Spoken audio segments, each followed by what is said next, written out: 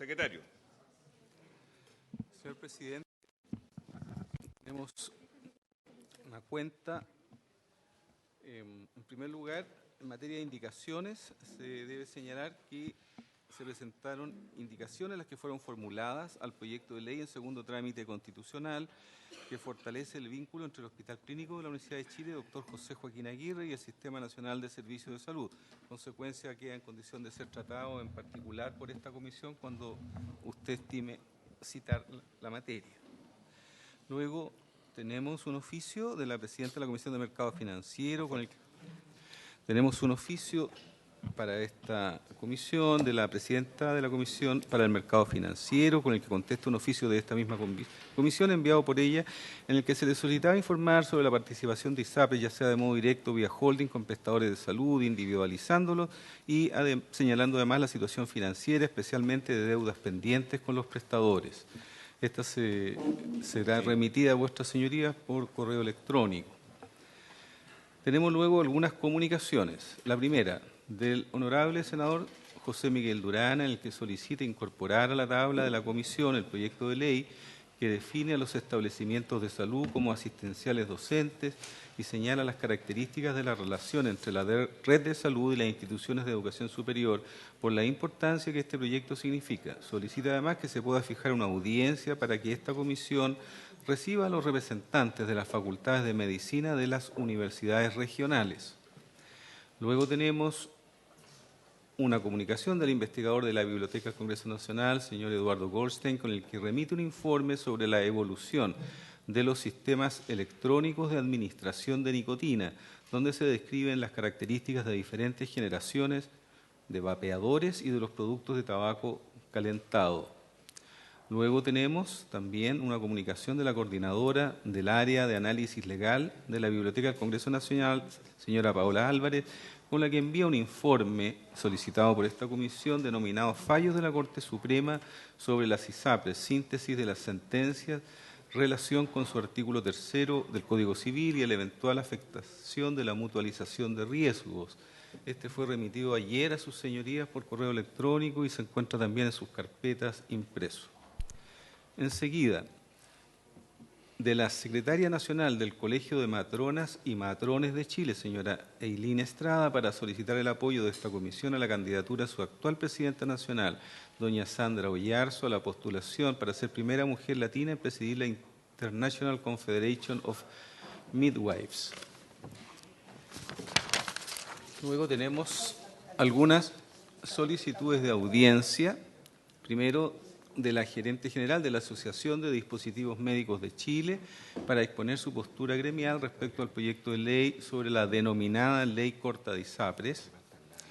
Luego hay una solicitud de la Sociedad de Obstetricia y Ginecología de Chile, también de Ginecólogas de Chile, también de Fundación Niñas Valientes y de órganos para tratar el tema de acceso universal a implantes anticonceptivos en el marco de la alta tasa de embarazos no intencionados en Chile, en especial de embarazos adolescentes. Y por último, hay una solicitud del alcalde de la ilustre Municipalidad de Lampa, señor Jonathan Opaso, para exponer sobre el interés por acelerar el proyecto del nuevo hospital de Chacabuco para la zona norte de la región metropolitana. Eso es todo en materia de cuentas, señor presidente. Muy bien, muchísimas gracias. Vamos a, ante iniciar, dejar establecido una convocatoria para el día lunes 5 de junio en Santiago a las 12 del día, con el propósito de que se aborde la temática del método de cálculo de la deuda de la rebaja de ingresos en el sistema, partiendo por la visión de las ISAPRES, en primer lugar, en esa oportunidad, que ha estado pendiente de una oportunidad anterior, luego de la Superintendencia de Salud y también de otras propuestas, como entendemos, se harán hoy día de parte de los ex superintendentes. A las 12 del día del lunes 5 de junio en el ex Congreso de Santiago. Muy bien, pues le damos la bienvenida al presidente del Colegio Médico de Chile, al superintendente de Salud, a la doctora Jimena Aguilera, ministra de Salud, su asesor Jaime Yungén, el director nacional de FONASA, don Camilo Cid, al presidente de ISAPRES de Chile, don Gonzalo Simón, al ex superintendente don Patricio Fernández, don Manuel Nostroza, que también nos acompaña para el segundo punto de la tabla, y en pantalla Carolina Goich, que ha estado permanentemente en contacto. Bienvenida, Carolina. Y a don Héctor Sánchez, también ex superintendente de Salud. Bienvenido también a esta comisión. En el propósito de conversar los alcances jurídicos, que han sido temas también señalados, está a disposición ya el informe jurídico de la Biblioteca Nacional. Lo vamos a abordar en la siguiente sesión en detalle, pero ya está disponible para que, en términos públicos, para que todos lo puedan leer. Y, por cierto, todos nos dimos por informados de la resolución del Pleno de la Corte Suprema del día de ayer también respecto a los temas en cuestión. Ya el Ejecutivo seguramente aludirá al artículo 9 que la Corte en su detalle más adelante entregará a la opinión pública respecto a las observaciones que hizo. Sin más, le damos la palabra de inmediato al presidente del Colegio Médico de Chile, cuya importancia está de más señalarla en cuanto al rol de los prestadores médicos en medio de este debate y de la aproximación que tiene la orden frente al proyecto de ley en cuestión, por lo cual le doy la palabra de inmediato al doctor Patricio Mesa para que pueda hacer su presentación, por favor. Muchas gracias, señor presidente. Muy buenos días a todas y a todos. Bueno, para dar la introducción, el rol de nuestro colegio médico durante sus más de 70 años de historia ha sido participar en las discusiones sobre políticas públicas de salud, y una de sus finalidades estatutarias es precisamente, comillas, representar ante los poderes públicos y en general ante cualquier organismo del Estado las repercusiones que puede tener la legislación vigente y las reformas que proyectan establecer sobre la salubridad general. Cierre de comillas.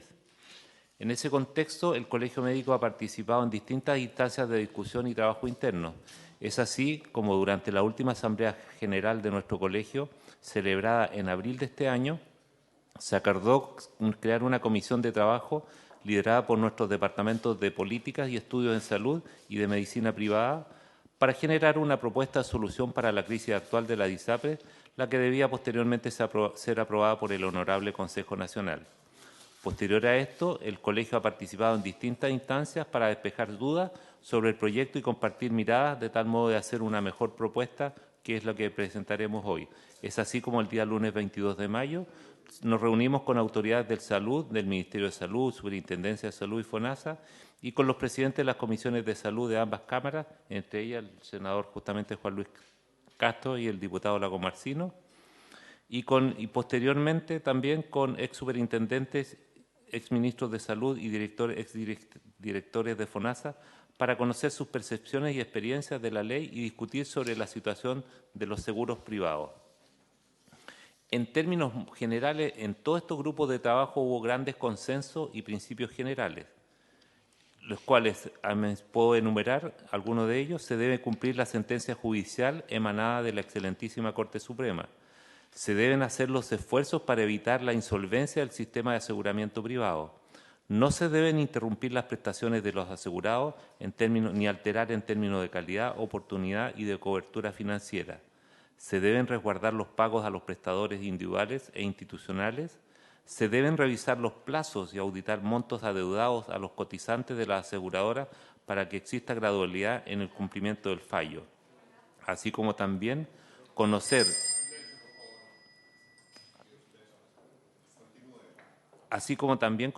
si la aplicación del proyecto de ley implica la utilización de recursos fiscales adicionales. Es necesario cautelar el diálogo y la convivencia democrática entre todos los actores del sistema, pensando siempre en el bienestar de los pacientes. Es así como llegamos a las siguientes propuestas, que en 3 ítems presentaremos. El primer ítem sobre el cumplimiento del fallo. 1.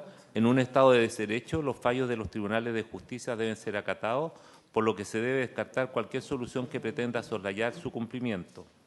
2. En la implementación del fallo de la excelentísima Corte Suprema, se debe poner al centro de las propuestas a las personas, buscando su protección financiera ante sus necesidades de salud y asegurando el acceso oportuno a las atenciones de ellas. 3. En vista de lo anterior, es fundamental que los plazos para el pago de la deuda por parte de las ISAPRES sean lo suficientemente amplios y posean la flexibilidad necesaria para evitar que una eventual insolvencia de esas aseguradoras afecte las coberturas de sus afiliados.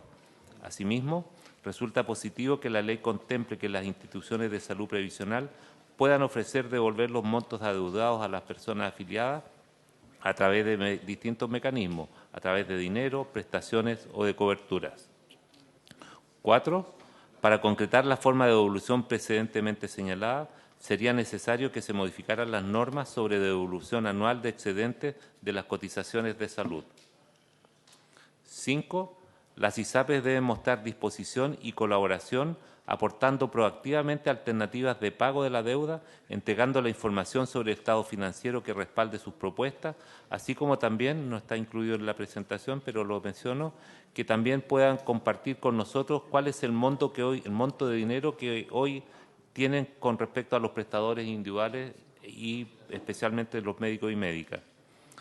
6. Dada la situación actual de las ISAPRES, la ley debe incorporar facultades para que la Superintendencia de Salud dicte mecanismos de contención de costos para las aseguradoras privadas, tanto de base administrativa como de gestión clínica.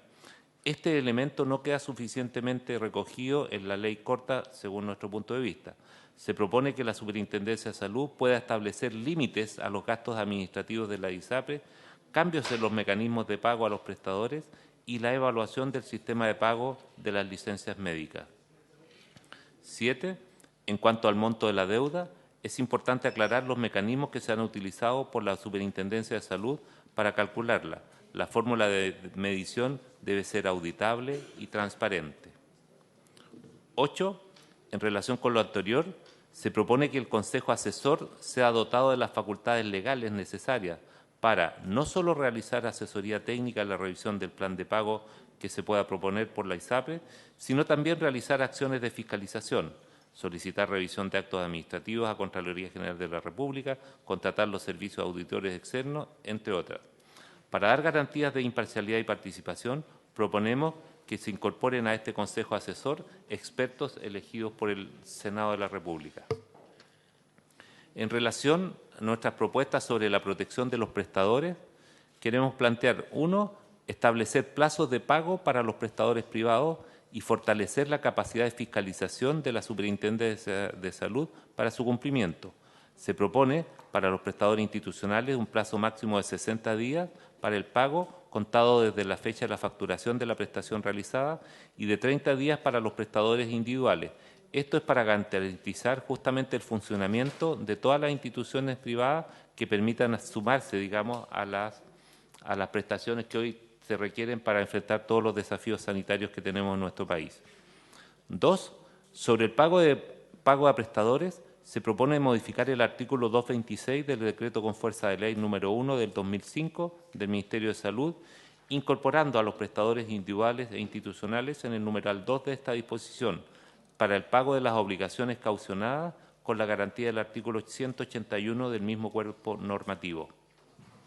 3. La Superintendencia de Salud debe tener la facultad y capacidad fiscalizadora para exigir el pago en tiempo y forma por parte de las ISAPRES al prestador privado con mecanismos de sanciones respectivas que permitan garantizar el cumplimiento de los plazos previamente establecidos, toda vez que la mayor dificultad en la situación del sistema de salud chileno actual se debe al abultado monto que adeudan las ISAPRES a los prestadores privados, que es 2 veces más que lo adeudado por el seguro público. En relación también a la protección de los prestadores, el punto 4 dice disponer una línea de crédito extraordinaria de bajo costo administrada por el Banco del Estado o Corfo para inyectar capital de trabajo a prestadores privados institucionales que pudieran verse afectados por eventuales insolvencias de las aseguradoras, debiendo la ley establecer los requisitos para acceder a ella. Esto con el objeto, como les digo, de mantener el funcionamiento de estos prestadores que hoy más que nunca son totalmente necesarios para que se sumen a los esfuerzos que hace el sector público. 5. Asimismo, en caso de quedar en un remanente impago de las deudas con prestadores, se propone incorporar a los prestadores institucionales en el 6º orden de prelación como crédito de primera clase de conformidad a lo dispuesto en el artículo 6, en el número 6 del artículo 2472 del Código Civil. En cuanto al remanente que pudiera quedar respecto a los prestadores de salud individuales, se propone su incorporación en el quinto orden de prelación de los créditos de primera clase ya referidos.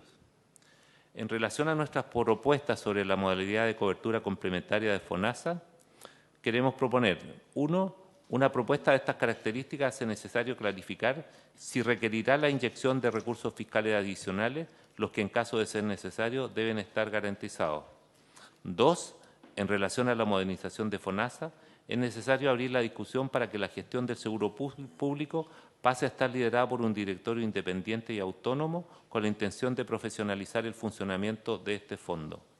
3, la modalidad de cobertura complementaria debe incorporar la lógica de redes integradas, tanto en contexto de infraestructura como en el fortalecimiento de las capacidades de gestión.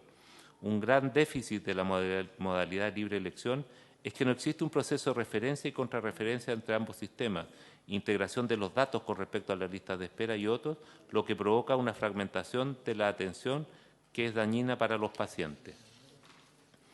4, fortalecer el proceso de integración de los prestadores privados institucionales a las redes de cada servicio de salud mediante convenios, con la finalidad de que contribuyan a la reducción de las listas de espera, efectuando derivaciones de pacientes que se encuentren con tiempos de espera que hayan superado normas de oportunidad que al efecto fije el Ministerio de Salud en intervenciones quirúrgicas priorizadas anualmente. En el caso específico de pacientes crónicos o con tratamientos de larga data, establecer que la modalidad de cobertura complementaria propenderá a la mantención de sus atenciones de salud en los prestadores que han realizado dichas acciones y, en caso de no ser factible, se buscará asegurar la atención en instituciones similares o análogas. Para estos efectos, FONASA realizará las acciones necesarias para que dichos prestadores privados participen en esta modalidad. 6, debe incorporarse en la ley un mecanismo de revisión y actualización periódica de la codificación de prestaciones.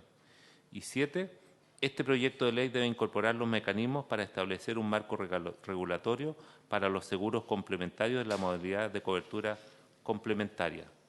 En términos generales, todas estas propuestas han llegado a través del consenso que hemos podido establecer. De hecho, el día de ayer el Consejo Nacional del Colegio Médico, que está integrado por todos los dirigentes nacionales del Colegio Médico, desde Arica hasta Magallanes, en el cual todos ellos, conociendo las distintas realidades de sus regiones, de sus zonas, de su capacidad de respuesta sanitaria, con todos ellos hemos llegado al consenso de lo que le hemos planteado. Y nuestro mensaje final es que el proyecto de ley en discusión busca superar una contingencia del sistema sanitario que se desencadena por la larga data de problemas estructurales profundos. Sin embargo, se trata de un mecanismo para hacer frente a una situación coyuntural, por lo que posteriormente creemos que resulta totalmente necesario avanzar en una reforma al sistema de salud planificada y ampliamente consensuada que se haga cargo de establecer un sistema regido por los principios de seguridad social. Hoy más que nunca, señor presidente, sabiendo la realidad o la situación sanitaria en la cual está nuestro país, con el tema, estamos terminando una pandemia de COVID, estamos entrando a una situación de invierno compleja, con una salud mental de la comunidad y de nuestro personal de salud que está diezmado, y con muchos últimos problemas, como por ejemplo las listas de espera, creemos que la implementación de este fallo y el cumplimiento de este debe ser de tal forma que no altere el funcionamiento y la atención y acceso a la salud de los beneficiarios, así que como tampoco no ponga en riesgo el funcionamiento de todos los prestadores, tanto privados como públicos, puesto que los requerimos a todos ellos para tratar exitosamente de salir adelante en estos desafíos. Muchas gracias, señor presidente. Muchas gracias, doctor Mesa. Vamos a abrir una pequeña ronda de preguntas y comentarios. Antes, decir que ya estamos constituidos con los quórum suficientes. La senadora Yasna Proboste en esta oportunidad reemplaza a la senadora Jimena Órdenes. Bienvenida, senadora Proboste, igual que bienvenidos a los colegas titulares La Torre y Chaguán. Bien, el Ejecutivo puede intervenir si lo estima en cualquier momento y también puede solicitar la asociación de ISAPRE. Yo tengo una pregunta para abrir un poquito el juego de la conversación. Usted, doctor Mesa, habló de los montos y los tiempos de pago a los prestadores privados, médicos, en este caso que usted representa, el gremio médico. Yo quisiera preguntarle para que usted explique con claridad ¿cuál es la estimación que tiene el Colegio Médico de Chile del monto de la deuda que las ISAPRES tienen con los médicos? ¿Con cuántos médicos las tiene esas deudas? ¿Y cuáles son los plazos de pago hoy respecto de dichas deudas? Lo digo esto para que se clarifique bien el punto de partida, ¿no es cierto?, el escenario de hoy, para llegar después a las enmiendas al proyecto en propuestas que usted hace sobre fijaciones de plazo, de tiempo, órdenes de prelación, ¿verdad?, en el pago. ¿Cuál es la situación de hoy, doctor Mesa, en el monto, en el número de médicos que son acreedores de esos pagos y en los tiempos de espera de esos pagos, por favor? Gracias, señor presidente. Gran parte de esa información la estamos recogiendo en este momento, pero lo que sí sabemos que de lo que se ha informado es que 500.000 millones de pesos es la deuda con el sector privado, de los cuales la mitad, aproximadamente 250.000 millones, tienen relación con deuda a los prestadores médicos y médicas. Esa es una cantidad importante. Recientemente hicimos el Regional Santiago una encuesta a nuestros médicos del Regional de Santiago, y en el cual la información preliminar es que alrededor del 60% de los médicos existen deudas importantes de ellos con un retraso importante de varios meses. Pero la cuantificación en sí misma no la tenemos, por eso también estábamos solicitando justamente a la Asociación de ISAPRES que comparta la información que ellos tienen con respecto a las deudas, cuáles son los plazos en los cuales está contemplado pagarlo y cuáles son las limitantes por las cuales hoy existe esa remora, puesto que en muchos centros privados, sobre todo centros médicos pequeños en regiones, muchos de ellos están con riesgo de insolvencia económica justamente por el retraso de estas deudas. Bien, ha pedido la palabra la señora ministra de Salud, Jimena Aguilera, después el senador Latorre, senadora Proboste, senador Chaguán. Muchas gracias. Ministra, por favor. Muchas gracias, señor presidente. Saludar por su intermedio a los señores senadores y la presentación del Colegio Médico. Quisiera valorar la presentación. Me parece que es muy importante que efectivamente se esté usando esta instancia justamente para hacer propuestas desde el punto de vista constructivo para llegar a una solución que permita dar cumplimiento a la sentencia y a la vez mitigar los efectos financieros de manera de evitar las disrupciones en el sistema privado y su posible impacto después en el sistema público con un centro en las personas. Así que desde ese punto de vista quisiera valorarlo. Nosotros consideramos, en la primera vista, no lo habíamos tenido oportunidad de revisarlo anteriormente, de que tiene varios elementos que efectivamente pueden enriquecer el proyecto, que lo vamos a analizar cuidadosamente.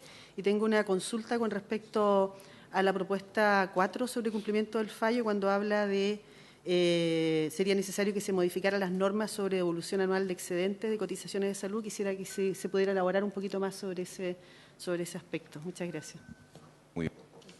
Senador, seguimos con la pregunta. Sí, senador Latorre, senadora Proboste, senador Chaguán, en ese orden. Gracias, presidente. Bueno, saludar a la ministra, a su equipo, director de FONASA, superintendente, obviamente a nuestro invitado del Colegio Médico, a las ISAPRES, a todos quienes integran la comisión el día de hoy. Una pregunta bien concreta. Yo valoro uno de los puntos que plantea respecto a regular los gastos de administración de las ISAPRES, que es muy alto, en torno al 10%. Eso es algo que hemos dicho anteriormente en las sesiones. Pero mi pregunta, y quería preguntarle desde su rol como presidente del Colegio Médico, respecto a los costos en las clínicas privadas, dado que hay una transferencia no menor de recursos públicos del Estado a las clínicas, no para las prestaciones de servicios, eso viene ocurriendo hace mucho tiempo, y pareciera ser, y ahí le pido su opinión, que hay una especie de desregulación en aquello, en los precios, lo puedo catalogar yo de excesivos, ¿no? Usted me podrá decir si está de acuerdo o no con ese término. Esto lo digo porque el Estado de Chile ha ido paulatinamente, le ha costado mucho entrar a regular aquellos bienes públicos o derechos sociales donde hay transferencias del Estado a instituciones privadas, por ejemplo, educación superior, educación escolar, donde he ido poniendo reglas, es decir, donde hay recursos públicos deben haber ciertas reglas públicas, ¿no? Fin de lucro, selección, distintas reglas, ¿no? Así todo, hay tarifas privadas, hay una lógica de mercado, de competencia, y el Estado entra a subsidiar, ¿no? La pregunta es en el sector salud, en el sector privado particularmente. ¿Cómo ve usted esa relación con recursos públicos, por un lado? y también los intereses que puedan haber, legítimos o no, eso será parte del debate, de médicos y probablemente también médicos del colegio médico, afiliados, ¿no?, al colegio médico, en el negocio de las ISAPRES y en el negocio de las clínicas, ¿no? La participación de médicos que ganan no poca plata, digamos, al mes en términos de las transferencias no solo del Estado, sino que, bueno, de su actividad profesional, pero que son parte interesada en el negocio de las ISAPRES y en el negocio de las clínicas. Esa relación, ¿no? Porque estamos abordando acá un tema de bien público, digamos, que es la salud y que, en mi opinión, debiera avanzar hacia una lógica de derecho social, universal, ¿no?, de ir desmercantilizando. Pero hoy día estamos en esta situación. Entonces, quería preguntar sobre aquello, la necesaria o no regulación de aranceles, de precios, con recursos públicos en el sector privado para las prestaciones. Eso por ahí, me quedo con esos comentarios, donde hay, insisto, hay opinión personal, me hago cargo de mi opinión, pero también una pregunta, le quería consultar su visión. Gracias. Toma nota el doctor Mesa porque quedan 2 preguntas más a los senadores. Senadora Proboste, por favor. Bueno, muchas gracias, presidente. Saludar al Ejecutivo, encabezado por la ministra, a los invitados a esta comisión. Comparto con el presidente del Colegio Médico en que esta sentencia judicial emanada por la Corte Suprema debe cumplirse. Eso es parte de un Estado de Derecho que se precie de tal, de manera de que aquí no hay ningún espacio para soslayar el cumplimiento del fallo. Quisiera preguntarle, porque en su presentación, particularmente en la propuesta sobre el cumplimiento del fallo, en el numeral número 8, usted señala que habría que darle al Consejo Asesor facultades fiscalizadoras. Se lo pregunto porque además usted igual en su presentación fue bien claro en que aquí había que dotar de mayores facultades fiscalizadoras a la Superintendencia de Salud. Entonces, me parece que este punto es de alguna forma contradictorio porque creo que eso afectaría a la Superintendencia, que es la que tiene que concentrar tales facultades fiscalizadoras. Entonces, uno dice, mire, si le faltaran algunas facultades fiscalizadoras, habría que entregárselas a la Superintendencia de Salud. Me parece que este punto, particularmente en el numeral 8 que usted hace en su presentación, me genera cierta contradicción con toda la presentación que ha hecho, que por cierto comparto. Eso, presidente. Muchas gracias. Senador Chaguán.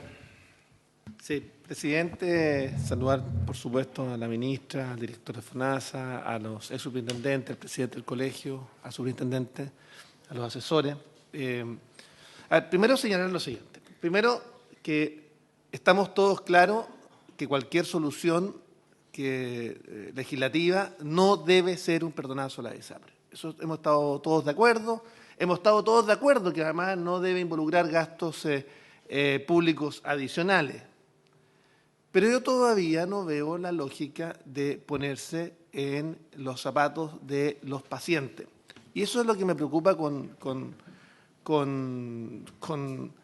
cierta gravedad, pensando básicamente en que tenemos una dificultad. Ustedes vieron ayer el pronunciamiento de la Corte Suprema respecto de cómo debiera venir el cumplimiento del fallo, porque nosotros también sostenemos, y eso es una obviedad, que en el Estado de Derecho los fallos se cumplen y hay que cumplirlo. Entonces el tema es cómo cumplimos el fallo, dándole viabilidad justamente a un sistema de seguros, porque esto es un sistema de seguros donde los riesgos se reparten. Si alguien pretende que estos son contratos individuales, está equivocado. Esta es la lógica de un sistema de seguro donde los riesgos se reparten. Entonces, señalando más allá de las responsabilidades de las propias ISAPRES que nosotros hemos venido fustigando durante mucho tiempo respecto a los 3 nudos críticos, presidente, de la tabla de factores, las alzas unitarias, los planes de salud y la preexistencia, cuestión que además logramos resolver de manera administrativa con el señor que está acá al lado, con el superintendente que está al lado, que logramos resolver los temas que decían relación con las alzas unitarias, los planes de salud, y que resolvimos también los temas que decían relación con las preexistencias. Durante el tiempo de pandemia, de una solución de carácter administrativo, una gestión que hicimos con la senadora Carolina Goich, ambos miembros de esta comisión. Entonces, le quiero señalar lo siguiente. Acá veo con una señal de preocupación que respecto de un solo antecedente que le hemos pedido al director de FONASA, semana tras semana, semana tras semana, lleva meses el requerimiento. Me decían que venía en camino desde Santiago, desde La Moneda. La información de lo que debe FONASA todavía no llega a esta comisión. No, bueno, sería bueno que la mandaran entonces, porque a lo menos el secretario señala que... Secretario, ¿llegó? Sí, para aclarar, efectivamente no llegó vía FONASA, sino que llegó a través del Ministerio de Salud. Llegó vía el Ministerio de Salud. Sí, sí. Así que esa parte la vamos a borrar del acta. Ok, perfecto. Entonces, pero le quiero pedir entonces que me aclare bien, porque le pregunté 3 veces antes de iniciar. Sí, entonces, hágala llegar a los senadores. Se hizo llegar. Está en su correo. Ya. También, su señoría. Entonces, es muy importante, es muy importante porque acá tenemos una dificultad. Todavía los prestadores privados, ¿usted tiene claro, presidente, cuáles son, a quiénes le deben y cuánto le deben el FONASA o no? ¿Tiene claro? Señor presidente, ¿puedo contestar? Espérese un poquitito porque el superintendente quiere dar, y el Ejecutivo tiene prioridad acá. Después le doy la palabra al tiro. Pero es importante que acá, si los propios prestadores privados tienen dificultad y el colegio médico tiene que realizar una encuesta a sus asociados para saber cuánto se la deuda y para saber cuánto es el riesgo de los asociados, tenemos un problema. Acá no hay flujos de información transparentes para que todo, en mi impresión, para que todos sepan efectivamente cuál es el nivel de riesgo y cuál es el riesgo sistémico que hoy día tenemos. Entonces, por lo mismo, yo quiero hacerle presente que acá es importante dimensionar el riesgo y que hoy día tengamos una ampliación de plazo adicional por parte de la Suprema. Esto es un tema que tenemos que resolver ahora, porque tenemos un trámite legislativo, son 2 trámites legislativos, eventualmente un tercero o una mixta. Entonces acá hay que apurar. Y yo, por último, con esto termino, yo acá voy a hacer como los fenicios. El fortalecimiento de FONASA debe ir por cuerda separada. Podemos sacarlo en virtud del proyecto que está en la comisión mixta que presido. Estoy esperando 6 meses, una indicación para el fortalecimiento de FONASA. 6 meses. Eso podríamos sacarlo en 3 semanas. Yo soy partidario de que tenemos que fortalecer FONASA, de todas maneras, porque creemos que hay que hacerse cargo de los 3 millones de chilenos que están hoy día en lista de espera. Que el Ministerio además anuncia que ha disminuido la lista de espera. Me gustaría tener detalles. Esas son gestiones efectivas, vale decir, operaciones formuladas, o que finalmente no se encontraron los pacientes y fueron depuradas. Transparentemos las cifras, si nadie está juzgando, transparentemos las cifras para, por efecto, tener un buen dato. Ok. Ya. Varios de los puntos, senador Chaguán, los tiene el secretario, incluidos los de lista de espera, que están con los tiempos de espera y las transparencias de casos. Superintendente y presidente del Colegio Médico, superintendente, director de FONASA y presidente del Colegio Médico, les pido que sean acotados y precisos al punto, porque tenemos una segunda parte de la reunión también convocada.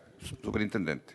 Sí, gracias, presidente. Como ya hay algunas consultas que iba a realizar que han sido hechas por los señores y señoras senadores, voy a remitir a 2 puntos. El primero de ellos es que me gustaría clarificar un tema, ¿no?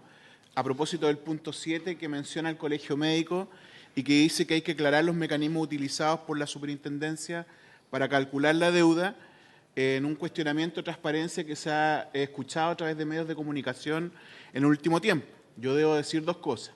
Primero, respecto de la voluntad de la superintendencia para entregar esta información, en la primera sesión del Senado, de la Comisión de Salud del Senado, la superintendencia, que no estaba citada formalmente, acompañamos ese día a la ministra, digamos, a esa sesión, entregamos de igual forma las cifras y en la sesión del día lunes 15 de mayo en Santiago, nosotros proactivamente propusimos que fueran convocados los equipos técnicos para poder explicar la fórmula de cálculo y hacer entrega de la memoria de cálculo. Lo digo, presidente, yo sé que está acordado que esto ocurra el lunes 5, pero me parece relevante, porque se ha hecho un cuestionamiento público de esto, y a mí me parece que, no habiendo habido ninguna solicitud formal de ninguna otra entidad, lo que corresponde es que entreguemos esa información en este espacio formal que es la Comisión de Salud del Senado.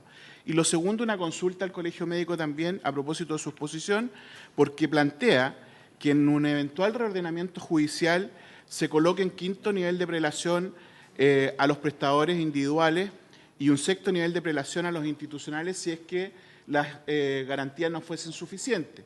No obstante, el proyecto de ley, como no coloca el pasivo generado por el fallo de la Corte Suprema en las garantías, lo lleva al sexto nivel de prelación del primer orden, por lo tanto, se generaría un problema, ¿no? Porque estaríamos dejando a las personas en peores condiciones de garantía de devolución de ese pasivo. Entonces, mi pregunta es si el colegio con esta propuesta nos plantea que vuelva ese pasivo a la garantía o que dejemos entonces en un nivel más bajo a las personas para garantizar entonces la devolución de dicho pasivo. Gracias. Muchas gracias. Director de FONASA, por favor, y después Colegio Médico y cerramos este primer punto. Gracias, presidente. Por su intermedio, saludar a todos los presentes. Me quiero hacer cargo de la consulta acerca del efecto fiscal eventual que podría tener la modalidad de cobertura complementaria que consultaba el presidente del Colegio Médico. Y como lo hemos explicado en otras ocasiones, la modalidad de cobertura complementaria ha sido calculada en su operación ACOT sin impacto fiscal. En su operación, cuando digo en su operación es en relación a al uso y el acceso a las prestaciones y su financiamiento, ¿no?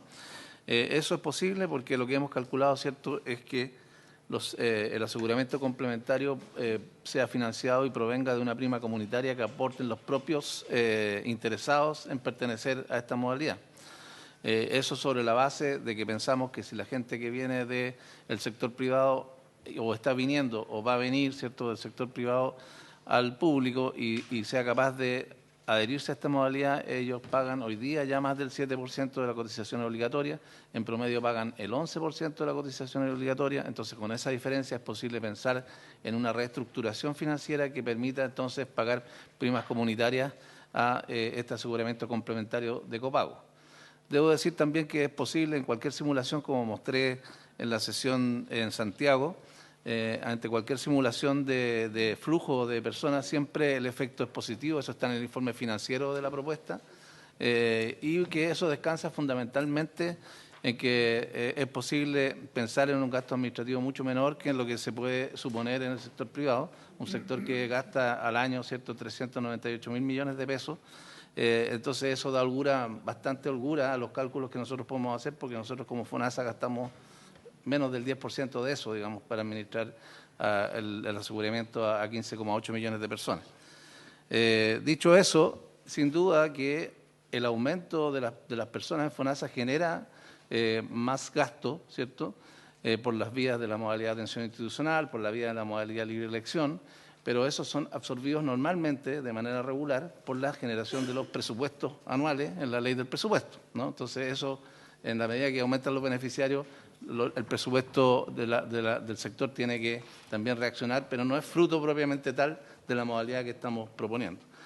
Y en tercer término, hay un impacto sobre la gestión del propio FONASA, que está en la propia ley, que requiere unos cargos, digamos, adicionales, pero que son totalmente menores en el contexto que estamos discutiendo, ¿no? Lo segundo que quería clarificar es el tema de la deuda. Efectivamente, informamos la deuda. Siempre los informes ocurren a través del Ministerio. Nosotros mandamos la respuesta a través del Ministerio, por eso que a lo mejor no fue detectado si buscaban por el FONASA. Y entonces informamos como esa deuda que, como hemos señalado otras veces, en el corte 13 de abril de este año, que fue el informe que presentamos, era de 4.000 millones de pesos, que es bastante moderada, y que hay una operación mensual que está ocurriendo siempre con el sector privado, porque es una operación grande, anualmente 1,1, un poquito más, billones de pesos que se transan con ellos en distintos programas, modalidad libre elección, etcétera, programas de auge segundo prestador, y camas críticas, y diálisis, ley de urgencia. Entonces es una operación grande que entonces hace que 90.000 millones más o menos estén en juego todos los meses, de personas que todavía no han sido facturadas y que están siendo atendidas en las clínicas. Y quiero clarificar, importante, tenemos una deuda de rebase que ahí aparece en el informe y que es histórica, que como he explicado otras veces proviene de hace 3-4 años atrás, que es de los servicios de salud, pero de la cual el sector tiene que hacerse cargo, obviamente, y estamos trabajando en ello. Por último, señalar que el FONASA no mantiene deuda con los prestadores naturales.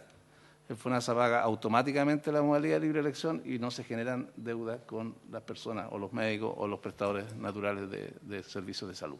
Gracias. Muy bien. Doctor Mesa. Gracias, señor presidente. En primer lugar, en relación a la consulta que nos hacía la doctora Aguilera, la ministra, en relación a los excedentes, lo que se discutió al interior de nuestro Colegio Médico, nuestro Consejo Nacional, es ver si a través del proyecto de ley, como está establecido en este momento, existe la posibilidad efectivamente de que el pago a través de excedentes dé los plazos suficientes como para que se pueda materializar este pago sin que exista el riesgo de caer en insolvencia de parte de las aseguradoras privadas, puesto que, según nuestros asesores, nos comentaban que normalmente la ley sobre el pago de excedentes tiene ciertos plazos de cumplimiento y nosotros creemos entonces que en el proyecto de ley se debe incorporar unas flexibilidades en esos plazos justamente para evitar la insolvencia de las aseguradoras privadas. Con respecto a lo que nos planteaba el senador Latorre, en realidad nuestra prioridad obviamente son los usuarios y de ahí parte nuestras premisas y por lo tanto todo lo que nosotros planteamos está centrado en eso. Secundariamente a través de los prestadores, pero con los prestadores como herramientas también para favorecer a los usuarios que son el principal foco. Nosotros creemos que efectivamente hay que revisar el tema de los costos y que las aseguradoras, tanto públicas como privadas, financien los costos de las prestaciones reales. Si alguien quiere algún tratamiento especial porque quiere una hotelería distinta, quiere una infraestructura distinta, etcétera, que lo puede hacer a través de su mismo bolsillo, pero lo importante es que lo que el Estado, FONASA o el seguro privado financie esté dentro de los mínimos que nosotros podemos exigirles para no poner en riesgo la oportunidad y la calidad de las prestaciones que quieren los pacientes. Y en ese sentido, dentro del proyecto se habla de que esta modalidad complementaria, de cobertura complementaria, se base en el tema hospitalario en mecanismos de GRD, de lo cual nosotros estamos totalmente de acuerdo. ¿Ya? Y lo otro que al interior de nuestro consejo del Colegio Médico, si bien es cierto, como usted decía, hay muchos médicos que también tienen participación a lo mejor en ISAPE o en otras instancias, por lo menos el Consejo Nacional del Colegio Médico, los dirigentes y la Mesa Directiva Nacional, no tenemos ningún tipo de conflicto de interés que nos pueda complicar las posturas que nosotros estamos realizando y en general las propuestas que hacemos son en base justamente a lo que desde nuestra mirada es el bienestar de los usuarios y también de los prestadores, pero pensando en la continuidad de atención justamente también a los usuarios.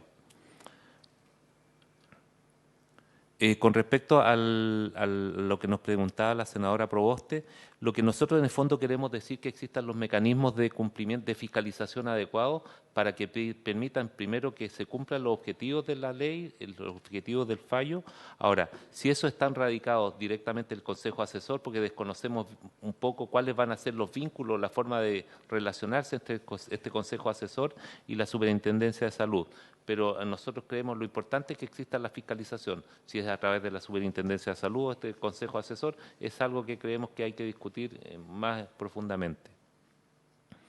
Con respecto a lo que nos dice el senador Chaguán, bueno, también debo decir que nosotros paralelamente a lo que hemos discutido acá, hemos en reiteradas oportunidades también hablado con el director de FONASA para que se agilicen también como postura del Colegio Médico justamente la puesta al día de las deudas que pueda tener FONASA con respecto a distintas instituciones.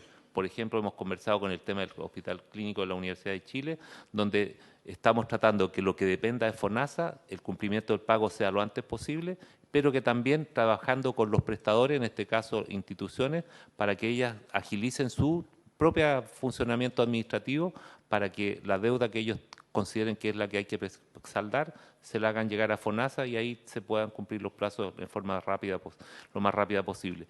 Y en eso yo creo que el llamado es tanto para las aseguradoras, para las ISAPES como para FONASA, que aceleren sus mecanismos de pago, puesto que no podemos correr el riesgo, como insistía, pensando en el bienestar de la continuidad de atención de los usuarios, por en riesgo la solvencia de muchos prestadores, que algunos, la mayoría cuando uno habla de instituciones, piensa en grandes clínicas, pero no, en muchas regiones los centros médicos son pequeños centros médicos que atienden 1, 2, 3 o 4 médicos, pero que juegan un rol importante en la salud pública de cada una de esas regiones.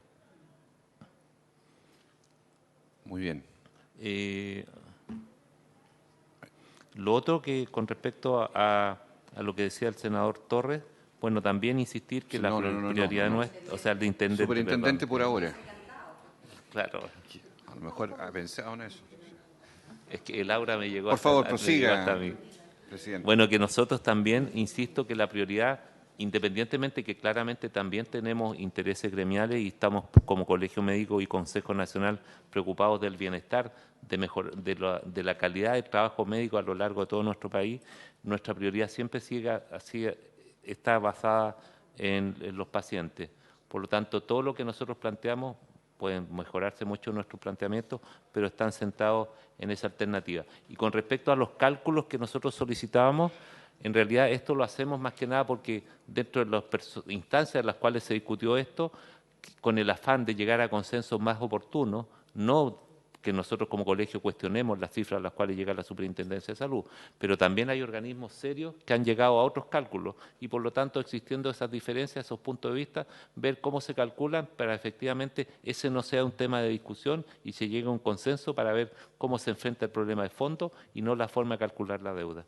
Gracias, señor presidente. Muchas gracias. Yo quisiera pedirle, antes de pasar al segundo punto, que para la sesión del lunes, en el tema planteado por el Colegio Médico respecto a los montos de deudas en los prestadores privados, médicos en este caso, los tiempos de espera, la cuantía, el número de médicos, pudiera iluminarnos tal vez la asociación de ISAPRE en esa oportunidad para poder clarificar, ya que la superintendencia sabemos que no tiene facultades respecto a los prestadores. Y respecto de lo dicho por el presidente del Colegio Médico, sería bueno también, yo no tengo ninguna duda ni nadie acá respecto a la carencia de cualquier conflicto de interés de parte de la orden al momento de hacer un planteamiento. Pero yo creo que es bueno, y lo digo como expresidente de la orden, que también se pudiera precisar la cuantía, la magnitud de la condición del cuerpo médico hoy día en la triple situación en que se encuentra hoy día en este tema. Afiliado a un sistema de aseguramiento, que es público o privado en cualquiera de las distintas ISAPRES del sistema, prestador público o prestador de libre elección de FONASA y prestador privado de ISAPRE, y empresario, en aquellos casos que puede ser desde pyme hasta aquellas empresas de tamaño bastante mayor, más grande. Lo digo porque estas son realidades que ocurren también dentro del cuerpo médico o empresas unipersonales. O sea, tiene que ver con poner en la mesa también esta situación que, por lo demás, creo que el Ministerio de Salud podría también colaborar en lo que significan los tratos que hacen los servicios de salud con las sociedades profesionales de médicos prestadoras de servicios hacia los establecimientos, que son múltiples y que son buena parte de esos costos también parte de las deudas hospitalarias. Entonces, quiero ser bien sincero en esto, porque todo ese panorama hay que ponerlo sobre la mesa también, y yo le pediría al presidente del colegio también que pudiera entregar información diagnóstica y al Ministerio de Salud y a las ISAPRES, porque el cuerpo médico es clave, sin duda, no es el único, pero es clave dentro de todo este debate, y creo que la presentación suya ha sido muy contundente, ha hecho propuestas específicas, que hay que analizarlas, y también es bueno avanzar en este tema para el día lunes, que es el día que vamos a dedicarnos a metodología de cálculo, a las cifras, a todo lo que significa la aplicación del fallo de la Suprema en los términos reales que cada sector lo está viendo hoy día. Muchísimas gracias.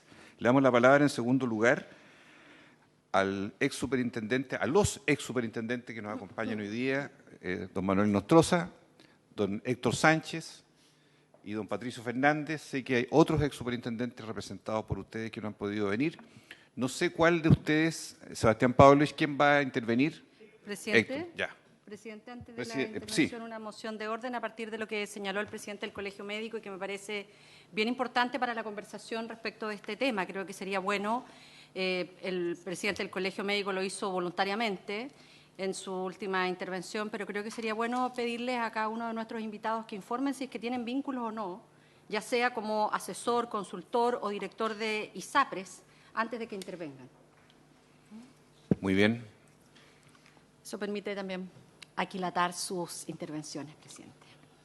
Muy bien. Se ofrece la palabra entonces a don Héctor Sánchez, quien entiendo va a iniciar la presentación, y después pueden intervenir los otros ex superintendentes que están presentes acá. Don Héctor Sánchez, tiene la palabra. Está muteado, parece. ¿Ahora? Ya. ¿Cómo no? Consultor o director de ISAPRE. Don Héctor Sánchez en primer término, después le damos la palabra. Sí. Gracias, señor presidente. Por su intermedio quisiera saludar a la señora ministra de Salud, doctora Jimena Aguilera, al director de FONASA, al señor superintendente, a los senadores, al presidente del Colegio Médico y a todos los que nos acompañan en esta reunión. Yo quisiera, a nombre... Perdón, don Héctor, como ha pedido la senadora Proboste, le estamos pidiendo la declaración de conflicto de interés o no. Ya. A continuación, voy a presentar un estudio hecho por la Universidad Andrés Bello, donde hemos participado Manuel Nostroza y el que habla, y un equipo técnico del instituto, ya con el objetivo de contribuir al perfeccionamiento del proyecto de ley que actualmente se está discutiendo en esta Comisión de Salud. Voy a tratar de compartir pantalla y en función de eso, si lo logro y si no, proyectaríamos desde allá mismo. Quiero ver si acaso se ve la presentación. Se ve bien. Se ve bien. Perfecto. Declaración de intereses. Yo soy funcionario de la Universidad Andrés Bello a tiempo completo y... Perdón, don Héctor, perdón que lo interrumpe. Si pudiera precisar el carácter de este estudio, si fue por una solicitud específica de alguna entidad, ¿cuál es el origen del estudio? No. Primero quería responder la inquietud de la senadora, ¿ya? Y de los que algunos y de la ministra, ¿ya? Y hacer mi declaración de intereses y después hacer la presentación. Entiendo que ese es el orden. Yo soy funcionario de tiempo completo en la Universidad Andrés Bello, ¿ya? Por lo tanto, mi dedicación absoluta es con la Universidad Andrés Bello, ¿ya? Y a continuación he estado preocupado en el ámbito de las políticas públicas durante toda mi vida. ¿Ya? Por lo tanto, desde esa perspectiva, no tengo vínculos ni de asesoría ni vínculos de propiedad con las ISAPRES, ¿ya? Y con instituciones de salud. ¿Ya? Desde esa perspectiva, hemos hecho a nivel de la universidad, como parte de los estudios de políticas públicas que realiza el Instituto de Salud Pública, estudios. Y distintos estudios que hicimos el año pasado con motivo de la discusión constitucional, y este año estamos haciendo respecto de este conflicto, pero también lo queremos hacer respecto de medidas que permitan proponer soluciones a los problemas que actualmente tiene nuestro sistema de salud.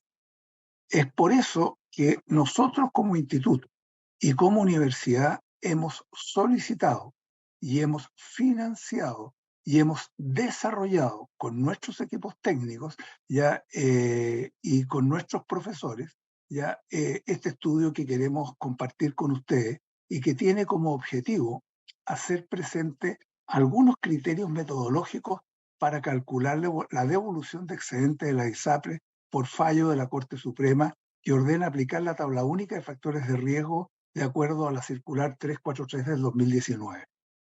Este documento, donde somos editores Manuel y yo, ya ha sido suscrito por los superintendentes César Ollarzo, Alejandro Ferreiro, José Pablo Gómez, Héctor Sánchez Nostroza, por cierto, Sebastián Pablo y Patricio Fernández.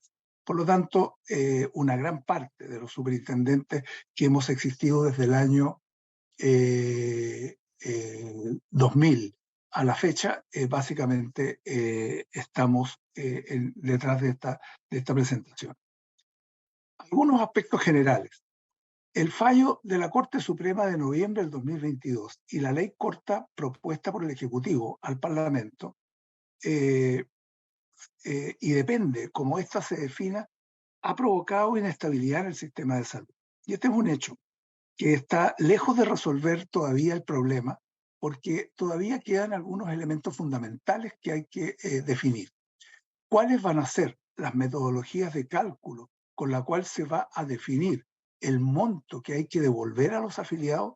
ya con el objeto de analizar cuál va a ser el camino que posteriormente se va a tomar y cuál es la viabilidad que en definitiva vamos a darle a esta devolución.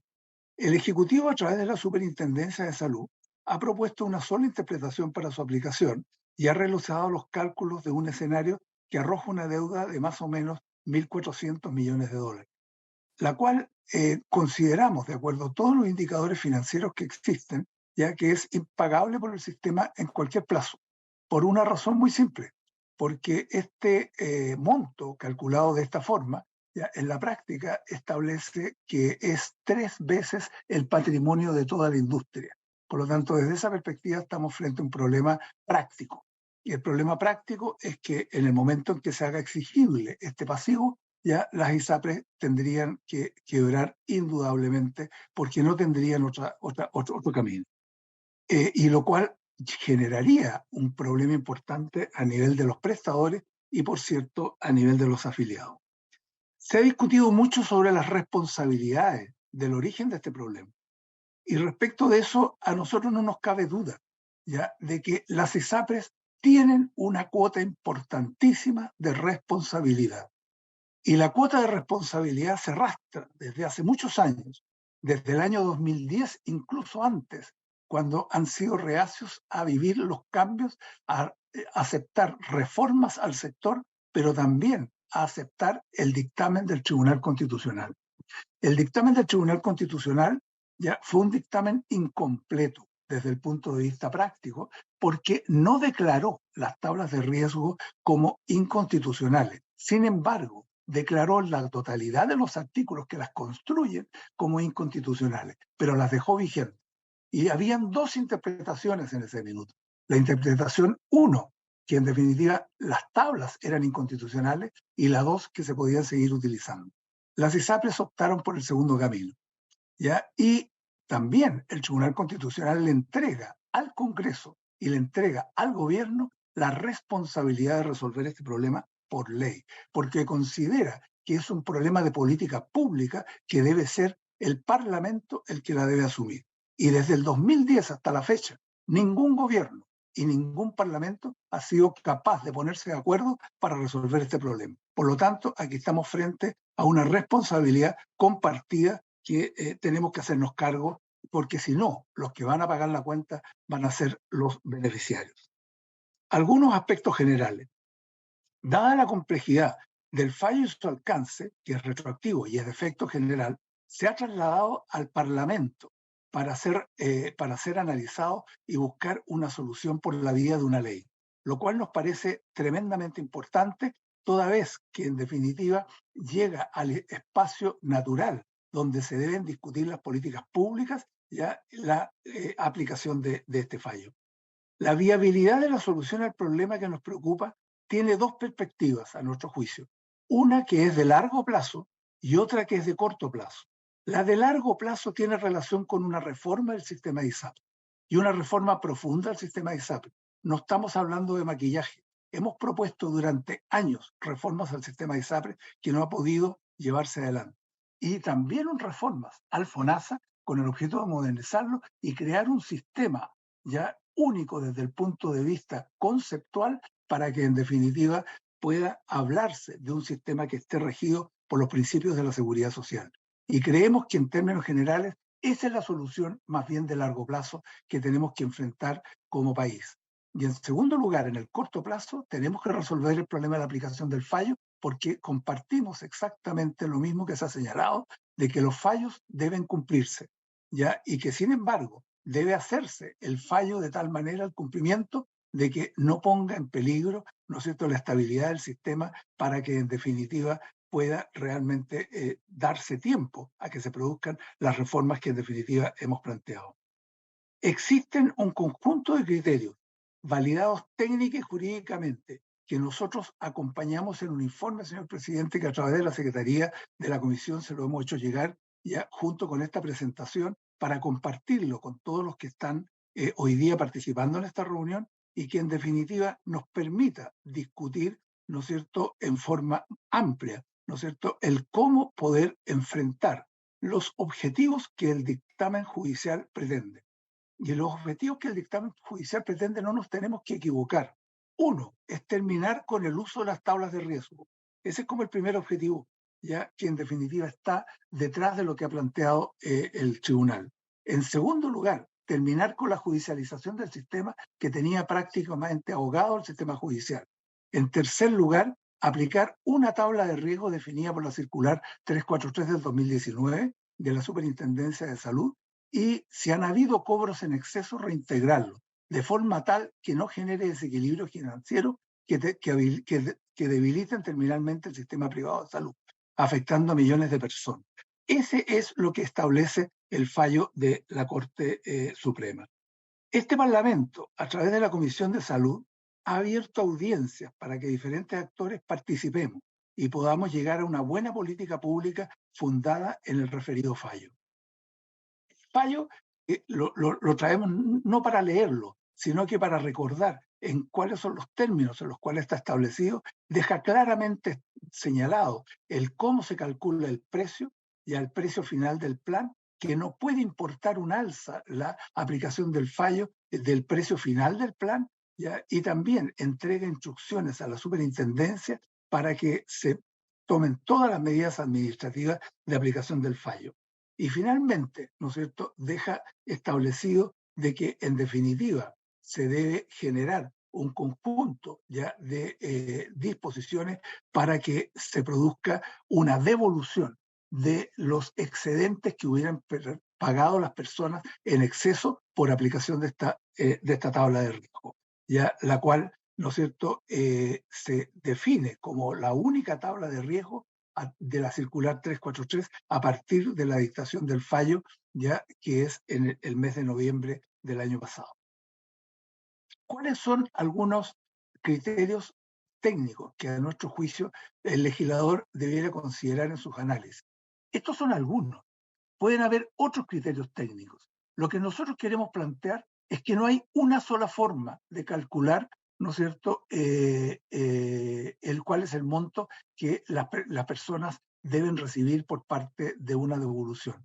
Hay muchos criterios que hay que considerar, ¿ya? Y que en definitiva se tienen que tomar en cuenta en el momento de calcular el monto, con el objeto de que una vez que se calcule sea transparente, sea aceptado por todos y a continuación, ¿no es cierto?, tenga la característica, ¿no es cierto?, de que permita la viabilidad del sistema.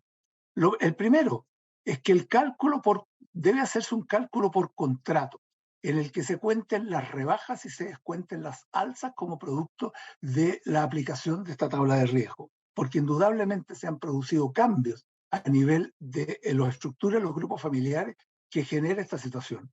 En segundo lugar, hay exclusiones para el cálculo de la masa a la cual hay que aplicar, ¿no es cierto?, la tabla de riesgo, la nueva tabla de riesgo. Primero, los planes colectivos, sin tablas de factores de riesgo. ¿Ya? Segundo, los planes grupales con tablas, pero con normas especiales de ajuste de precios y determinación del mismo. Tercero, los planes que están regulados al 7% de la cotización legal. 4, beneficiarios con orden de no innovar, pendientes de procesar hasta que se resuelvan. Y quinto, planes con renuncia a los excedentes. Hay un conjunto de situaciones que hay que considerar a la hora de definir cuál es el universo al cual se tiene que aplicar ya esta tabla de riesgo de acuerdo al fallo. En segundo lugar, para los casos de los beneficiarios o contratos acumulados en stock, es decir, la deuda que actualmente tiene la ISAPRE, creemos que desde la perspectiva de los beneficiarios es aplicable a beneficiarios vigentes al momento en que el fallo esté ejecutoriado, es decir, el 30 de noviembre del 2022. Esa es una alternativa. Pero hay otra alternativa, aplicable solo a beneficiarios cargas que ingresaron desde abril del 2020 a planes con tablas antiguas y que están vigentes al 30 de noviembre del 2022. Son situaciones que hay que evaluar respecto de cuáles son los criterios que conviene aplicar y que son los más razonables. Respecto al periodo de análisis, ya hay una alternativa ya que también hemos identificado desde abril del 2020 hasta noviembre del 2022, 32 meses en total, y a cada mes que se agregue hasta que se haga aplicable el fallo mediante las instrucciones de la superintendencia. Pero también hay otras alternativas.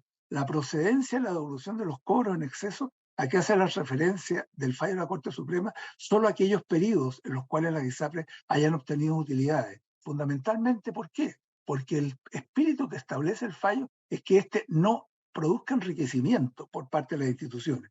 Y si las instituciones han ocupado el 100% de lo que en definitiva han estado recibiendo en beneficios a los afiliados, ya no se estarían generando esos excedentes o esos excesos ya de pagos que debieran devolver.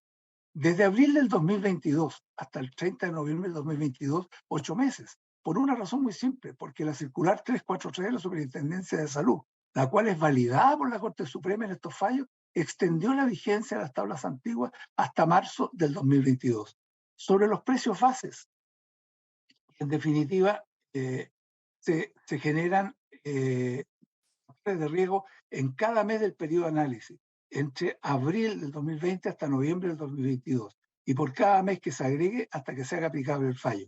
El uso del precio base original, actualizado por las adecuaciones de precio base entre el 2022 y 2023 de cada contrato, ¿ya? Y no el precio judicializado, para evitar discriminaciones. Aquí tenemos dos grandes colectivos dentro de la ISAPRE. Un gran colectivo son todos aquellos que presentaron recursos de protección y cuyos recursos de protección les fueron acogidos y sus primas fueron congeladas. Y están todos aquellos que no presentaron recursos de protección. Por lo tanto, nosotros decimos, ojo, aquí hay un aspecto que hay que resolver. ¿Cuál es el valor de la prima base que se va a ocupar? Se va a ocupar la prima base que cada uno de ellos tenga, lo cual va a generar grandes inequidades, o bien se va a generar el valor de una prima base que en definitiva sea igual para todos los contratos y no se produzcan inequidades, ¿no es cierto?, entre las distintas zonas. Sobre los contratos y los beneficiarios, el cálculo por contrato en el cual solo se cuenten las rebajas y las alzas por beneficiarios se omitan. Esa es una situación que puede ser un criterio, ¿ya? Pero también hay otro criterio, que el cálculo por contrato en el que cada beneficiario use la edad de las tablas en el momento actual, o más bien, dicho, en el momento de la aplicación del fallo, y no la edad que existía hacia el año 2020, en abril de 2020 o al 30 de noviembre de 2022. Cambia absolutamente la situación, dependiendo cuál sea el criterio que en definitiva la autoridad tome en cuenta.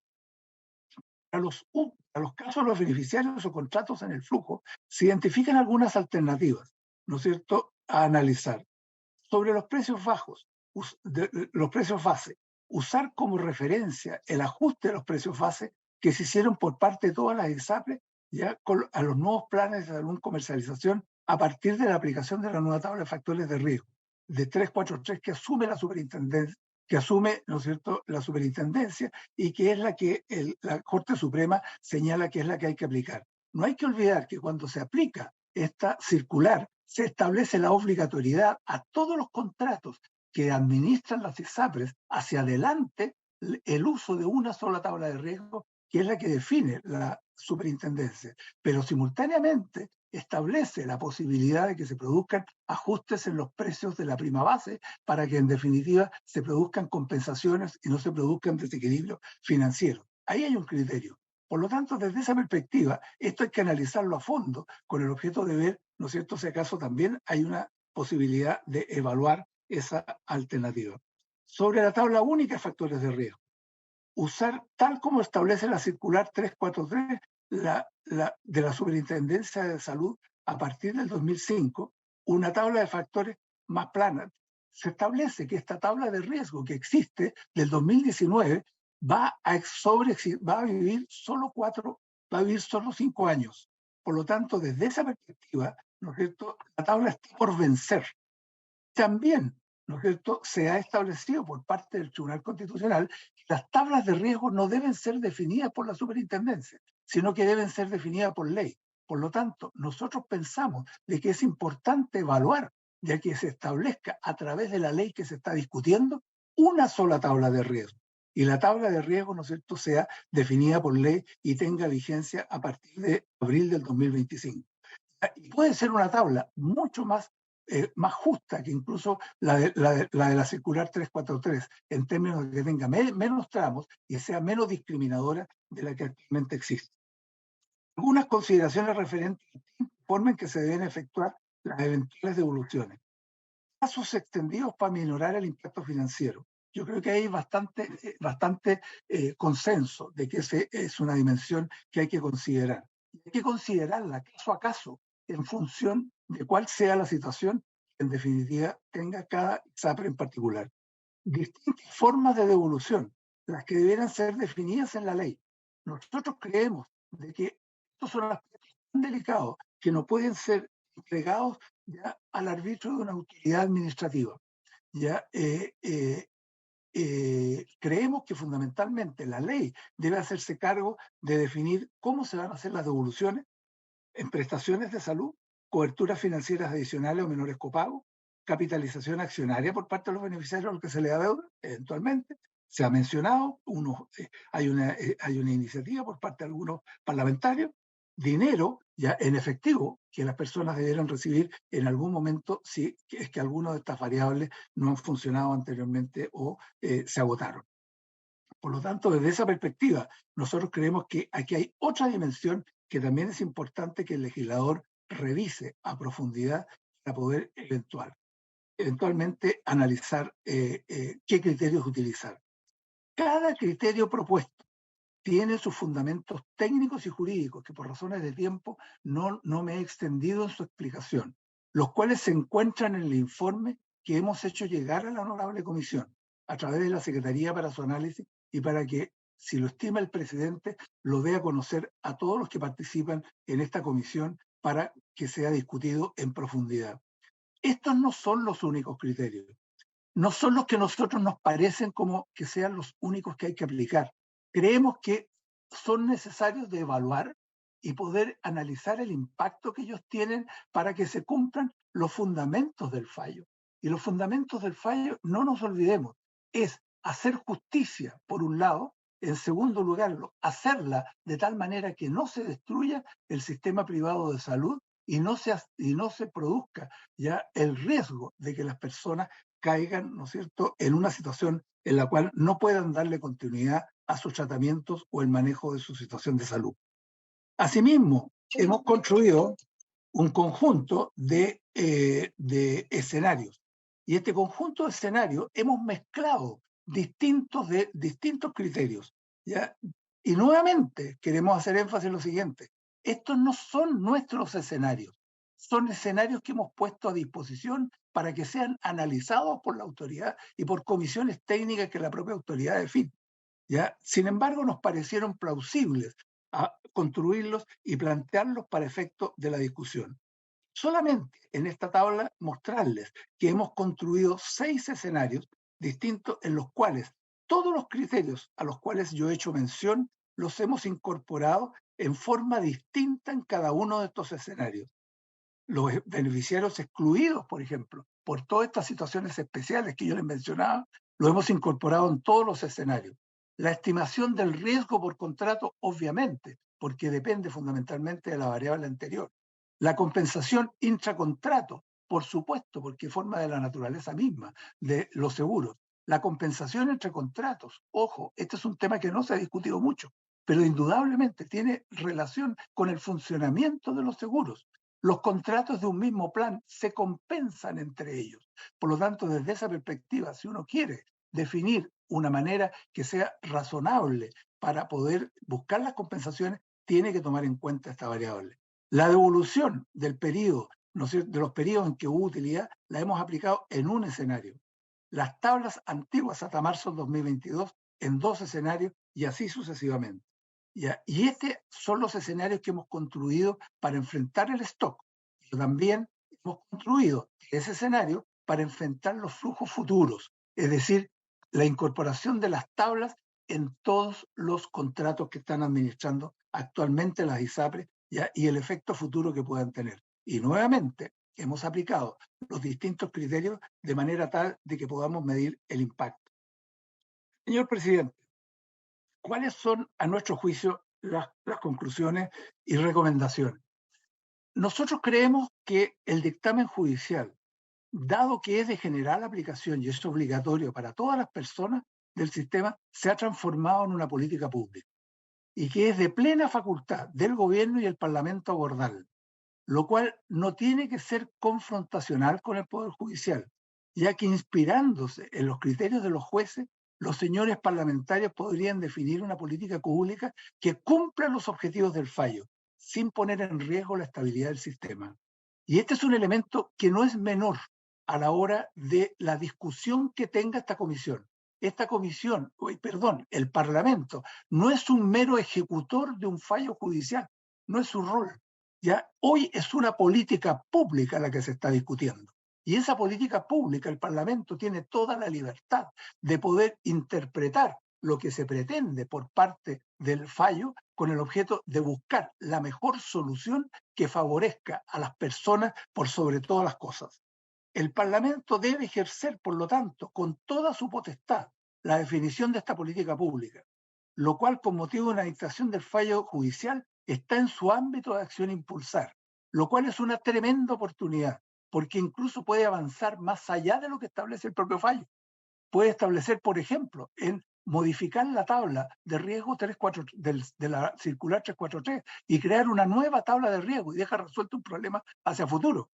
También dejar establecido claramente desde el punto de vista de la autoridad cómo debe, ¿no es cierto?, resolverse hacia futuro el problema del manejo del riesgo, de la selección al ingreso y cómo se debe resolver también el problema de la fijación de precios en forma transparente, de tal manera de evitar la judicialización futura del sistema. Tercera conclusión, no hay una sola interpretación posible del fallo. Mira, lo hemos discutido por distintas personas y con distintos técnicos. ¿Ya? Y desde esa perspectiva, como no hay una sola interpretación posible, no hay una sola metodología de cálculo de los excedentes. ¿Ya? Más aún, la utilizada es restrictiva en la interpretación y los montos que han resultado son imposibles de ejecutar. Por lo tanto, hace inútil la aplicación del fallo. Y esa es una conclusión ya obvia que se ve desde el punto de vista de los números. Si los criterios que se utilizó por parte de la superintendencia y la metodología de cálculo que la va a compartir el superintendente, según escuché hace unos minutos, ya, y vamos a poder analizarla, ¿no es cierto? En la práctica, ¿qué es lo que nos está diciendo? Nos está diciendo que llegó a un monto determinado que es del orden de los 1.450 millones de dólares.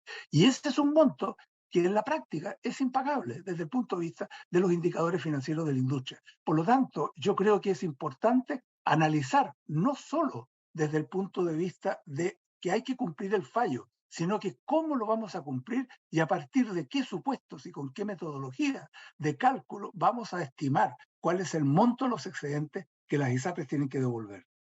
Nuestro aporte metodológico tiene como objetivo fundamental, señor presidente, mostrar caminos alternativos para enfrentar el dilema que en más de 5 meses no se ha podido resolver a través de una solución viable, que cumpla los tres consensos que se han alcanzado. El primero, que el fallo hay que cumplirlo y hay que acatarlo. Segundo, que no hay que desestabilizar ya la industria en general, porque pone en peligro ya al sistema de salud en su conjunto. Y esto en la práctica va a afectar a los beneficiarios del sistema ISAPRE, pero también va a terminar afectando a los beneficiarios de FONASA. Y ojo, y hay un tercer criterio que se ha definido y que no lo podemos olvidar, que este problema no se puede solucionar con mayor gasto fiscal. Solicitamos a esta Comisión de Salud del Senado que, tomando estos criterios y escenarios y otros complementarios que considere, solicite a la Superintendencia de Salud y o a las ISAPRES para que los apliquen a las bases de datos del sistema, situación que nosotros no pudimos realizar, y permitan cuantificar cada escenario con el objeto de tomar mejores decisiones por parte del Congreso y en forma objetiva, no en base a percepciones, no en base a lo que a nosotros nos gusta o en base a lo que nuestra ideología nos señala, sino que fundamentalmente en base a objetivos y en base a datos concretos, de tal manera que la decisión de política pública que se tome vaya en directo beneficio de las personas. Tenemos la preocupación de que por cumplir ya de una determinada forma ya el fallo que nos ofrece la Corte Suprema, en la práctica podamos producir más daño que beneficio. Y esa situación, a la larga, ya no va a afectar a los dueños de las ISAPRES. Los dueños de las ISAPRES hoy día, los dueños del 70, del 80% son empresas internacionales y van a recuperar su capital en los tribunales internacionales. Ahí no está el problema. Ellos van a resolver su problema y se van a ir.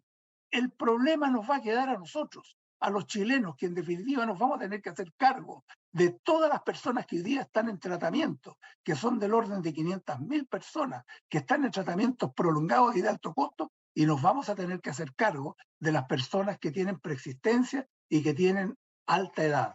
Por lo tanto, esa es la población a la cual se va a tener que hacer cargo FONASA. Y probablemente, ya, si es esa la población que se va a tener que hacer cargo FONASA, no cabe duda que esa población es más cara en proporción que el resto. Perdón, don Héctor Sánchez, le pido Termino. una máxima de 15 minutos porque después tenemos que evacuar la sala.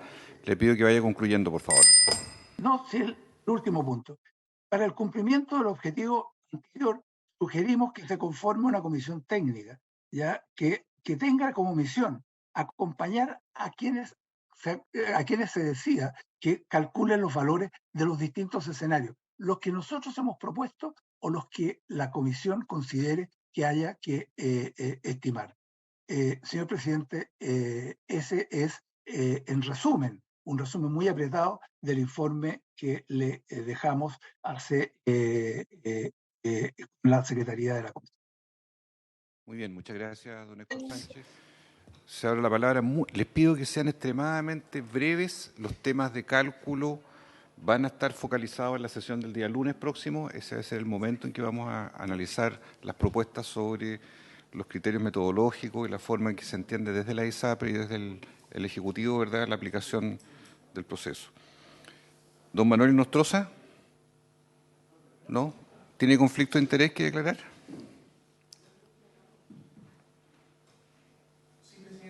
Un conflicto de interés que declarar.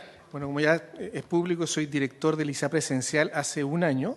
Sin embargo, solo quiero aclarar que en todos estos criterios técnicos, ISAPRE Esencial no se ve afectada porque no tiene planes antiguos. Todos los planes que aplica ISAPRE Esencial, porque fue creada de julio en adelante, ya cumplen con la tabla de factores de riesgo y no están objeto a ninguno de estos criterios de cálculo de evolución. Muy bien. Don Patricio Fernández, ¿tiene algún conflicto de interés? Muchas gracias, señor presidente. Saludar a todos, la autoridad, señora ministra, director de FONASA, Asociación de ISAPRE, presidente del Colegio Médico.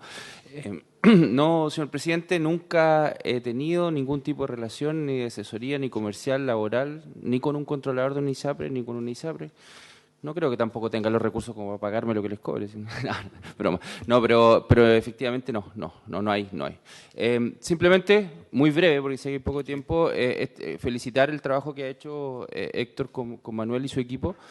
Nosotros lo suscribimos básicamente porque creemos firmemente en que este es un espacio en el cual vamos a tratar de buscar una solución. ¿Ya?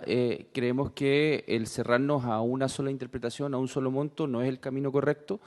No encontramos aún la vía por donde lo que se ha señalado como monto a devolver sea algo que efectivamente las ISAPRES puedan asumir y que no ponga en riesgo los derechos de los afiliados. Y es básicamente eso.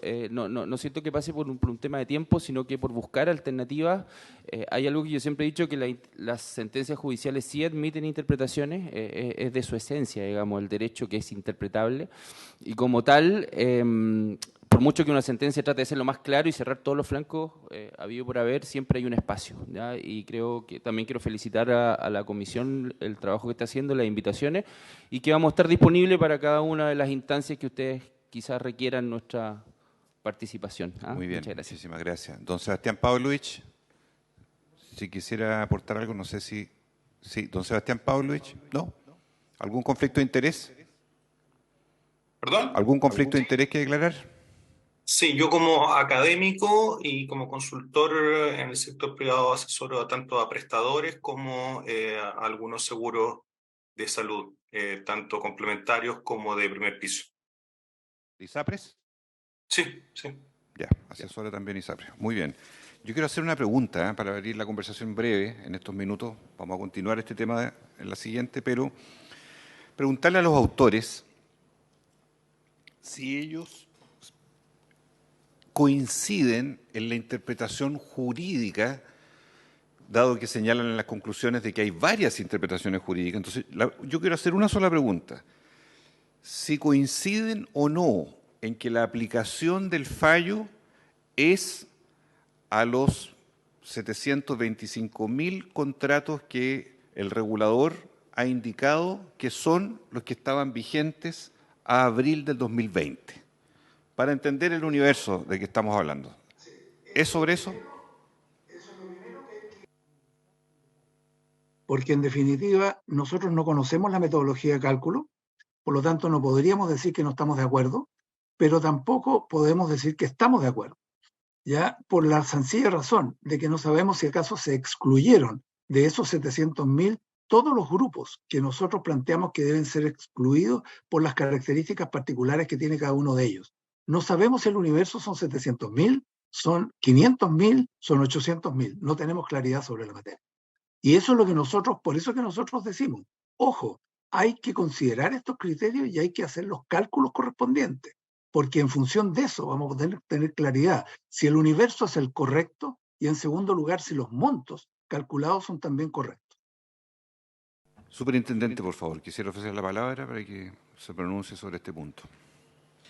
Sí, presidente, muchas gracias. Varias cosas, la verdad es que hay elementos que aquí se han presentado que fueron parte de las evaluaciones que se hicieron, digamos, durante todo el mes de enero y febrero por parte de la superintendencia.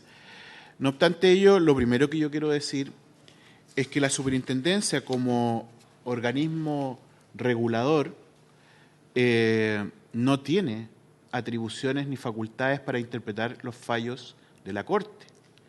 Quien tiene la potestad de interpretar los fallos es la propia Corte Suprema. Desde allí que nosotros en enero del año pasado hicimos consultas a través de un recurso de aclaración que ha sido el único recurso, más 2 recursos que se han ingresado, que tenemos conocimiento al menos, por parte de 2 usuarios del sistema ISAPRE en los últimos días. No hay más recursos respecto de ello. Por tanto, todo aquel elemento que se considere distinto a lo que ha dicho la Corte expresamente en su fallo, debiera ser aclarado por la Corte si es pertinente o no a lo que estableció en dicho fallo. Porque hay muchos elementos que están ahí contenidos en esta propuesta que al menos a nosotros nos generan dudas respecto a si se da o no fiel cumplimiento del mismo. Igual el día lunes, como vamos a tener la oportunidad de presentar efectivamente nuestra fórmula de cálculo, también vamos a presentar los elementos y por qué razón fueron los criterios utilizados aquellos que nos llevó a la cifra que se ha mencionado. Y lo último que yo quiero decir, que me parece importante, no puedo dejar de pasarlo, dejar que pase, digamos, ¿no? La superintendencia es un órgano técnico, ¿ya? A alguien podrá no gustarle el resultado de un cálculo o no gustarle el superintendente, por último, ¿ya? Pero aquí cuando se cuestiona a la superintendencia, no se cuestiona al superintendente, se cuestiona toda la institucionalidad, lo que me parece bastante complejo, ¿ya? Porque además los cálculos no fueron hechos por mi persona, no fui yo el que con una calculadora los hice. Esto fue realizado por los equipos técnicos que llevan años trabajando, incluso algunos de ellos que fueron parte de la misma superintendencia durante el gobierno anterior. O sea, hay una trascendencia con sentido de Estado que funciona en la superintendencia y ellos han actuado, digamos, en virtud de lo que se ha establecido a partir del fallo y bajo ninguna otra instrucción que pueda haber modificado algún tipo de criterio. Por lo tanto, yo quiero ser también bien enfático y defender la labor de nuestros funcionarios. Gracias, presidente. Senadora Proboste, una precisión. Sí, presidente, mire, el académico Héctor Sánchez dijo varias cosas, pero hay un tema que yo también creo que es importante que no dejemos pasar, porque muchas veces si no lo advertimos se considera como una realidad. Él señaló en que la derogación de las referidas disposiciones legales no dejó sin efecto las tablas de factores elaboradas por las propias ISAPRE para todos sus respectivos cotizantes. Lo que pasa es que las siguieron aplicando aunque hayan estado derogadas. Entonces, a mí me parece que este es un error bien grueso, digamos, en el análisis y que por eso se desprende, digamos, en que también las conclusiones no las comparto, digamos, pero creo que es importante hacer un punto respecto de este, que a mí me parece un error clave en la intervención. Eso. Muy bien, estamos ya prácticamente cerrando, solo... Perdón, don Héctor. Muy corta. Primero, al superintendente. Cuando uno cuestiona el resultado de un trabajo, no está cuestionando la institución, está cuestionando el trabajo. Por lo tanto, nadie debería sentirse ofendido. En la academia estamos acostumbrados a eso, ¿ya? Por lo tanto, en la academia nos exponemos permanentemente a la discusión académica, ¿ya?, de los trabajos que realizamos, ¿ya? Y estamos abiertos al juicio. Segundo, senadora Proboste, efectivamente, es tan cierto que el Tribunal Constitucional no derogó las tablas de riesgo, que se siguieron aplicando legalmente, ¿ya?, por todos los gobiernos, por todas las superintendencias hasta este minuto, y se siguen aplicando. Son legales y actualmente se tienen que aplicar, porque si no, las ISAPRES entran en incumplimiento. Y esa es una situación que hay que tenerla clara. No estaríamos en este problema si esta situación hubiera sido como usted lo está señalando. Si el Tribunal Constitucional el año 2010 las hubiera derogado, ya no existirían. Lo que hizo el superintendente el año 2019, ya, de crear a través de la 343 una tabla de riesgo, incluso fue un poco más allá de lo que el Tribunal Constitucional señaló al definir una tabla de riesgo para aplicarla prospectivamente. Pero, por cierto, no la pudo aplicar retrospectivamente porque las tablas de riesgo estaban vigentes y eran legales. Por lo tanto, sí, tiene razón usted, hay un error, pero no en nuestra interpretación. Gracias. Bien, quiero simplemente decir al cierre que este es un espacio de construcción, este es un espacio de diálogo, este es un espacio que vamos a perseverar en que busque acuerdos. Los acuerdos se construyen con voluntades y con diagnósticos compartidos. Y estamos haciendo ese esfuerzo, justamente, y vamos a profundizarlo para poder darle una solución al país que mira el desarrollo de lo que está haciendo el legislativo y que queremos contribuir a la solución, no ahondar el problema. Solamente decir que me parece, es la primera vez que yo escucho en una sesión pública algo que es respetable, que uno puede o no compartir, y que a 6 meses de emitida exactamente hoy la sentencia del Poder Judicial se comunique que hay más de una interpretación del fallo judicial. Porque la pregunta que uno se hace es, siendo legítima la opinión o la discrepancia, es por qué los incumbentes en 6 meses nunca han solicitado una aclaración o duda o requerimiento al propio Poder Judicial que emitió un fallo que pudiera ser de varias o múltiples interpretaciones. Me parece curioso. Pero, en fin, las cosas están planteadas. Les agradezco a todos y el lunes a las 12 del día vamos a profundizar en las metodologías de cálculo tanto de las ISAPRES como también del Ejecutivo y el aporte que ha hecho, que es muy valioso también de los expertos, porque aquí hay una contundencia de escenarios que no estaban a la vista hasta ahora y que obviamente van a ser parte del análisis. Muchísimas gracias por haberse cumplido el propósito de esta sesión. Se levanta.